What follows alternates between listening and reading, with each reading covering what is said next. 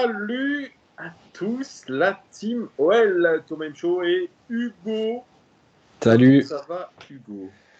Bah très bien, très bien. J'ai un peu digéré le 0-0, mais très bien. Franchement, ça va très très bien. Et puis, mais on va en parler. Mais il fait beau à Lille, donc tout va bien. Il fait beau aussi du côté de Lyon. Alors, je ne sais pas si vous pouvez voir. Ouais, ah non, alors, vous voyez de la verdure, mais il fait beau quand même. Hugo, alors déjà, Hugo, c'est celui qui arrive à m'avoir toutes ces fameuses interviews. Vous posez la question, c'est lui, Hugo. Donc merci à toi déjà, c'est un moyen aussi de te remercier comme ça, publiquement. Parce que c'est assez dur, les gars, d'avoir des interviews comme ça de personnalités. On dirait pas, mais Hugo, il y passe beaucoup de temps. Ça arrive pas comme ça, d'un claquement de doigts, etc. Donc, Ça serait voilà. plus simple, mais Mais voilà, mais non. il bosse beaucoup là-dessus. Et donc, je le remercie encore une nouvelle fois. Vous pouvez le retrouver sur Twitter aussi. Alors, c'est Hugo Cookster. C'est Cooking. ça. Bah en fait, tu vois, t'as ton nom, mais c'est pour me trouver, vous mettez Coutinho et normalement ça trouve direct. Voilà, Coutinho. Il discute pas mal de l'actualité de l'Olympique Lyonnais, des rumeurs transferts, parce qu'il a quelques infos. D'ailleurs, on en parlera dans cette vidéo. Alors, Hugo, tu vas me parler un petit peu de ce 0-0. Comment tu l'analyses? Déjà, est-ce que tu as passé un bon moment devant ce match? Oui, j'ai passé un bon moment parce que ça fait plaisir de retrouver la Ligue 1. Ah bon? Après, bah, oui, moi je suis plutôt content de retrouver la Ligue 1. Je trouve que ça a un certain charme, hein, tu vois. Ouais, Malheureusement, on s'y est habitué. ouais. C'est notre pain quotidien. Mais oui, j'étais content de revoir un peu Lyon aux affaires. Mais après, forcément, on est obligé de constater que malheureusement, on n'a pas réussi à concrétiser les quelques occasions que l'on a eues. Donc oui, un bon moment, mais je dirais pas un bon 0-0. Tu vois, Alors, pour moi, il a un peu une saveur un peu négative, ce 0-0, même si tout n'est pas acheté. quand tu vois le match hier entre Liverpool et Leeds, le niveau technique, le niveau tactique, le niveau d'engagement, etc., et que tu vois notre Ligue 1, Surtout que je suis pas sûr qu'en termes de joueurs purs, Leeds soit bien plus non, pourvu non, mais que Marcelo nous. Bielsa leur a permis de. En fait, c'est ce que je disais avec Nagelsmann aussi. C'est des joueurs moyens. Il a réussi à les faire aller jusqu'à leur plafond de verre. Et encore, tu vois, voilà. Mais ça veut dire que ces joueurs-là, ça se trouve, si un jour ils signent dans un gros club, mais ils reviendront à leur niveau d'avant. Tu vois ce que je veux dire? Ah oui, oui, mais au même titre que, enfin, moi je rigolais parce que je disais que Traoré allait aller en PL, etc. Et je disais, est-ce que Oh, ça classe. et il y a eu un tweetos qui a dit, mais on n'est pas sûr que ça se trouve, Traoré, il sera bon. On est- Pas sûr, mais peut-être que le niveau d'engagement va lui donner l'occasion d'élever son niveau de jeu à Traoré. Mais on en Ah parlera bah un oui. peu après des rumeurs, des dernières rumeurs, parce que oui, c'est vrai, Bertrand Traoré, c'est un petit peu chaud en première ligue. Donc on revient un petit peu sur ce match de Ah, il y Bordeaux. a beaucoup à dire. Il y a beaucoup à dire. J'aimerais que tu mettes déjà en avant tes points positifs sur ce match-là. Qu'est-ce que tu retiens de positif de ce match? Déjà, je retiens que les joueurs qui semblent vouloir rester sont plutôt haut niveau, honnêtement. Donc ça c'est quelque chose qu'il faut noter. On voit aussi une grosse intensité physique. Je trouve que Lyon est très bon physiquement, a bien suggéré voilà, son arrêt. Après, au niveau tactique, on est encore sur ce qui se faisait pendant le Final 8. Donc forcément, on commence à avoir quelques récurrences. On voit un très gros pressing. Ça, c'est vrai que même Cacré, des fois, il part. Vraiment, c'est des sprints absolument ahurissants Ouais. pour presser. Et ça, c'est très intéressant et c'est à garder. Après, bon voilà, on a tous vu le même match, on a tous vu une attaque absolument famélique, mais famélique techniquement, famélique au niveau des idées de jeu, famélique au niveau même des appels contre appels, des remises des fois. Alors il y a eu une aile de pigeon de Toko, celle-là était bien, mais alors le reste c'est très faible, mais ça s'explique aussi par notre recrutement qui a été un petit peu compliqué, c'est-à-dire qu'on a privilégié certains types de joueurs et on les retrouve, on voit Toko, etc. Mais à chaque fois, ce sont des joueurs qui n'ont pas réellement de poste. Quand on le met à droite, on dit qu'il serait mieux dans l'axe, et quand il est dans l'axe, on dit qu'il serait mieux à droite. Alors, Donc son ça, c'est très meilleur poste, compliqué. ouais, c'est ça. Et quel est son meilleur poste? Je pense que lui, c'est un mec qui voudrait, je pense, jouer avant-centre. Voudrait. Ouais, mais déjà tout seul en remise, c'est pas bon. Après, tu es obligé, en fait, ce joueur-là, tu vas être obligé de te cantonner à un style de jeu. Or, Lyon, on le voit bien, ils vont essayer de réduire l'effectif, mais de garder un effectif modulable, si tu veux, entre plusieurs dispositifs tactiques. Là, tu as quand même un joueur qui est limité intellectuellement, footballistiquement parlant, et donc forcément, tu te fermes quelques portes, tu vois. Mais pour lui, bah, moi, honnêtement, il fait moins de conneries sur un côté que dans l'axe. Donc, et après, il faut quand même dire un mot des joueurs qui sont encore présents, mais qui sont absolument plus dans le projet. Ça c'est sûr. Après, on ne peut pas leur jeter la pierre non plus, tu vois. Ils veulent partir. Bon, mais très bien, mais il faut commencer à l'acter. Et moi, ce que j'attends, c'est de plus les voir. C'est de plus les voir dans le 11 parce que c'est compliqué. Tu penses à qui? Bah, je pense à Dembélé, je pense à Memphis. Et justement, ce que je dis là va être contredit par Awar, parce que lui est partant, mais lui Eh oui, respecte le club. oui. Tu mets le doigt sur un joueur, je pense, qui a crevé l'écran quand il est rentré, tellement il était au-dessus des autres. Bah, bien Au-dessus. sûr. C'est Oussem Aouar qui revenait de sa période de quarantaine liée au Covid. Il est rentré avec une envie, une détermination.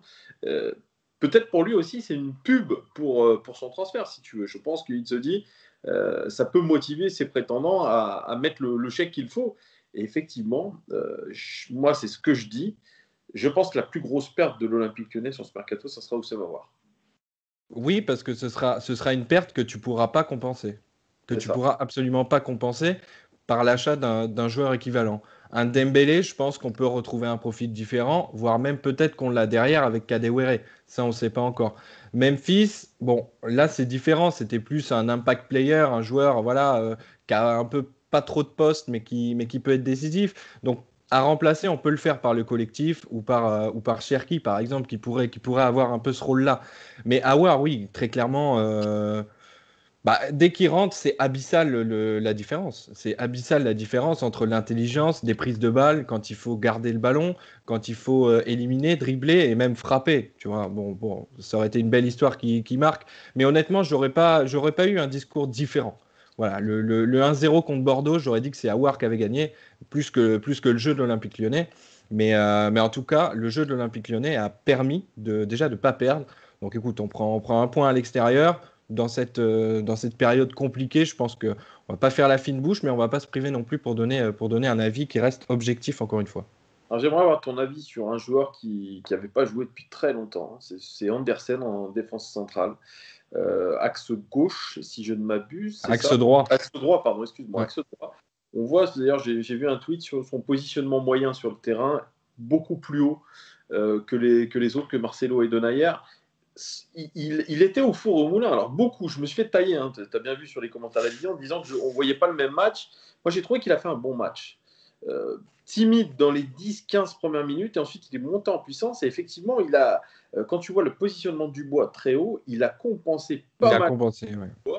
Moi, je l'ai trouvé plutôt bon, malgré ses quelques frappes de balles dans les nuages ou en tuant 2-3 pigeons. Qu'est-ce que toi, tu en as pensé? Alors déjà, il faut savoir ce qu'on va lui demander. Et Rudy Garcia était plutôt content. Rudy Garcia a dit qu'il avait fait voilà, quelques relances un peu approximatives, mais ce qu'il faut dire, c'est qu'il a pas beaucoup joué. Je pense qu'au niveau de la confiance, il est assez proche de zéro, parce qu'il part de taulier en Serie A et il arrive comme tricard en Ligue 1. Exactement. Donc il faut qu'il progresse.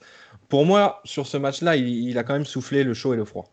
Dans l'agressivité, c'est bon. De la tête, c'est bon. Et les relances, sur quelques relances longues, ça peut aller. Mais tout est perfectible et c'est perfectible. Il n'a jamais joué avec les trois derrière ou alors que très très peu. Donc moi, en fait, c'est même pas question d'attendre ou attendre que ce soit le taulier, etc.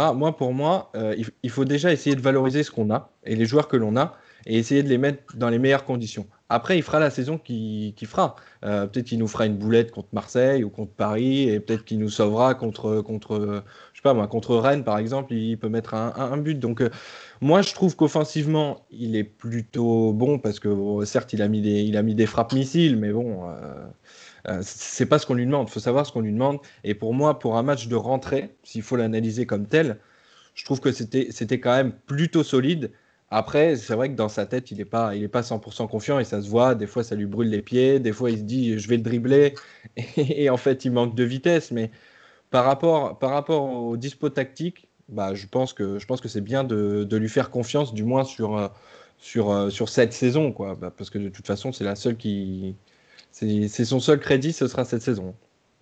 Qu'est-ce que tu attends du prochain match qui se déroule très rapidement, qui se déroule mardi? Ça sera contre Montpellier. On a 3 matchs en une semaine, en gros, en comptant celui d'hier. Comment tu vois les choses face à Montpellier? C'est une équipe qui est redoutable. Voilà. D'ailleurs, je ferai une petite analyse de Montpellier, un petit avant-match demain. Mais voilà, Hugo, j'aimerais avoir un petit peu ton avis. Globalement, je ne te demande pas d'analyser, c'est vrai, parce que ça. Ouais. Non, mais Mais qu'est-ce que tu attends de l'OL? non, mais c'est ça, on aura le temps d'analyser. Moi, j'ai pas pu voir le match Ouais, de Montpellier, mais des échos que j'en ai entendus, c'est que c'est très sérieux ouais. et voilà que l'effectif s'appuie sur de réelles qualités, sur de réelles plus-values et en fait, ils ont de quoi avancer. Donc, pour moi, ce que j'attends, c'est surtout de la clarté en disant, bon, ben voilà, notre équipe, maintenant, c'est la nouvelle saison. Notre équipe, elle doit se lancer et on doit le faire, quitte à mettre des joueurs sur le banc. Alors, Howard titulaire, s'il part pas avant, c'est une obligation. C'est absolument une obligation. Ne serait-ce que pour respecter l'intelligence avec laquelle il gère ce mercato, je trouve quand même. Il Oui, est très discret. oui. Ses agents font pas, voilà, ils travaillent en sous-main, mais en même temps c'est leur métier. Donc Howard titulaire, ça c'est sûr. Après devant, moi je tenterai un Kadewere parce que actuellement, c'est le seul qu'on n'a pas tenté et c'est le seul, à part Toko, dont on est absolument certain qu'il restera la saison prochaine. C'est vrai. Donc, si ça doit être ton leader d'attaque ou du moins la personne sur laquelle tu comptes pour mener ton attaque, il faut le mettre aussi. Derrière, je toucherai rien. De toute façon, on n'a pas 20 000 billes.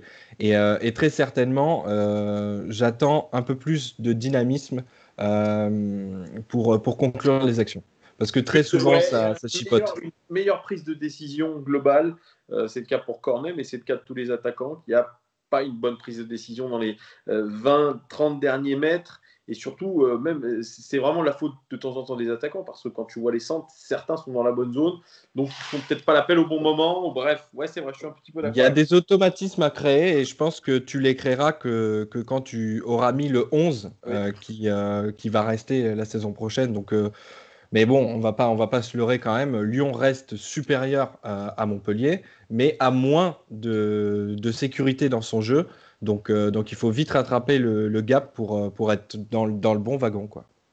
Hugo, tu es, on va pas dire spécialiste mercato, parce que Non, du tout. tu t'étais un peu pris le chou avec Zach Nani, qui a un compte certifié sur les réseaux sociaux, mais tu as quelques infos quand même. Voilà, des trucs que tu arrives à avoir. Qu'est-ce que tu peux nous dire du mercato? Alors, il y a Bertrand Traoré qui est très, très, très Ouais. proche de Birmingham. Ça va se faire. Eh ben, dis-toi, moi hier, donc j'ai repris des infos puisque les informateurs que j'avais étaient en off et donc ont repris samedi. Pour Bertrand Traoré, moi j'avais annoncé, enfin parce que tout le monde avait annoncé que en gros Lyon avait refusé une offre, Barbet avait dit non et il avait raison et moi j'avais eu vent que les négociations étaient relancées. Donc très content et négociations relancées dans ce milieu-là, ça veut dire en phase de concrétisation. Donc départ Traoré acté, hein, quasiment. Après, on dit quasiment, mais si le joueur est OK et que Lyon n'a pas refusé, ça veut Ouais. dire que Lyon a accepté l'offre, hein. Donc voilà. Après, il y a deux interrogations actuellement en termes de départ. C'est Thiago Mendes Ah, et Marcelo. ah. Ah, alors Thiago Mendes, à l'intérieur, on dit que c'est très très compliqué. Il souffle le chaud et le froid. Il montre pas une très grande envie. Son entrée, Euh, loin d'être extraordinaire contre Bordeaux. Pas dégueulasse, mais pas très neutre. Moi, je militais pour sa réintroduction. Donc, j'ai commencé comme ça avec mon informateur en lui disant bah, Mendes, pourquoi on ne le voit pas plus souvent, etc. Et on m'a répondu qu'il menait une vie de patachon. Bon, je pense que ça veut tout dire et que en interne, Pas la changé. communication de Kelly Mendes était très compliquée à gérer. Donc, si une offre arrive, peu importe d'où, de quand, de caisse, Lyon sera vendeur. Pour Marcelo, c'est un peu différent. Le profil est beaucoup apprécié, mais le salaire est assez conséquent. Il avance dans l'âge aussi. Et donc, de mes informateurs, la maison qu'il loue à Lyon, donc il est locataire d'une maison, le propriétaire cherche un nouveau propriétaire à partir d'octobre. Donc, très certainement qu'il a des offres d'Angleterre. On parle d'Angleterre. Je n'ai pas encore de précision. Ça, c'est un bon indice parce que moi, j'avais l'information comme quoi Tata Roussano rendait sa baraque et effectivement, dans les jours qui ont suivi, on a vu qu'il était parti à l'AC Milan. Alors, bien sûr, moi, je mets toujours le conditionnel, mais ça commence à tourner. Ça commence à tourner et je pense que de toute façon, c'est dans la logique du club, d'autant plus que les négociations avec Denayer vont se relancer. Donc, il va te falloir aussi des billes financièrement et on ne peut pas donner un gros salaire à absolument tout le monde. Et ensuite, en termes d'infos, donc ça, c'était Marcelo, on en apprend un peu plus sur le cas Guiri aussi.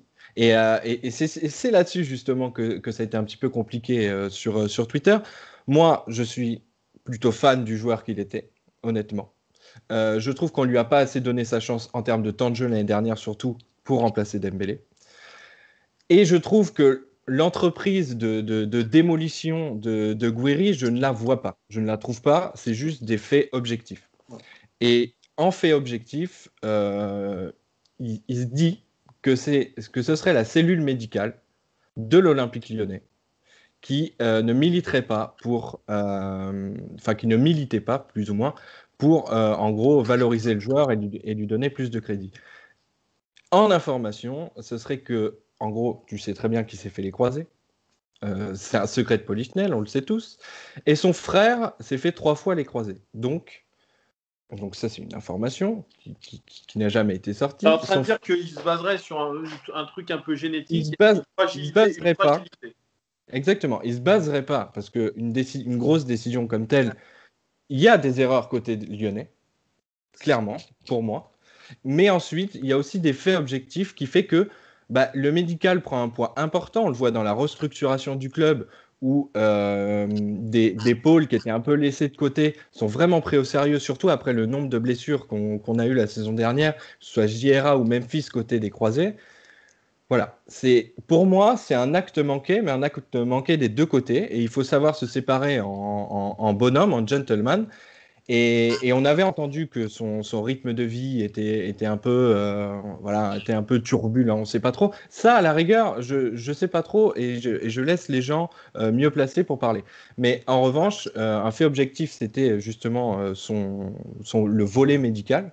Donc voilà. Mais Lyon est très déçu même de la gestion que Lyon a eue. Ils sont très tristes, ça c'est vrai.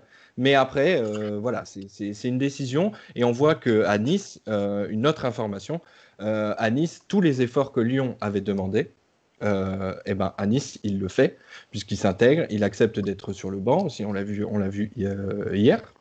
Et aussi, il a pris un nutritionniste. Donc, peut-être qu'il se rend professionnel pour Nice. Et peut-être que voilà, le microcosme lyonnais ne lui convenait pas. En tout cas, je ne lui jette pas du tout la pierre. Et je lui souhaite bon courage à Nice. Et très certainement que ce sera un regret pour Lyon. Mais bon, il y avait des faits au moment. Voilà. Eh bien, merci beaucoup, Hugo, pour ce point de rien. Très complet. C'est très complet.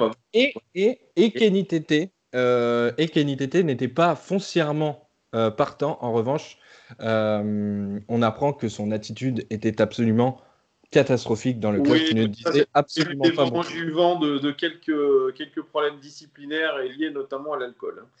Voilà. Et il disait plus bonjour au staff ni aux joueurs, il parlait qu'à Memphis. Donc à partir de là, c'est d'accord. D'où le nombre de réactions très peu de réactions des joueurs lyonnais. Très neutre. Merci beaucoup, Hugo. Merci beaucoup pour toutes ces infos, même pour l'analyse du match contre Bordeaux. Les gars, n'hésitez pas à nous dire ce que vous pensez en commentaire de cet homme-là. Mettez un pouce, c'est important ça pour le référencement. Même si vous n'aimez pas, mettez un pouce quand même, un pouce positif. Abonnez-vous si vous n'êtes pas abonné à la chaîne. Et puis, on vous donne rendez-vous très bientôt. Il y aura d'autres interviews et surtout l'avant-match du match contre Montpellier. À très vite, Hugo. Merci en tout cas. Ciao les gones. Ciao. Ah, j'arrive pas à terminer. Mais c'est pas grave. On va y arriver.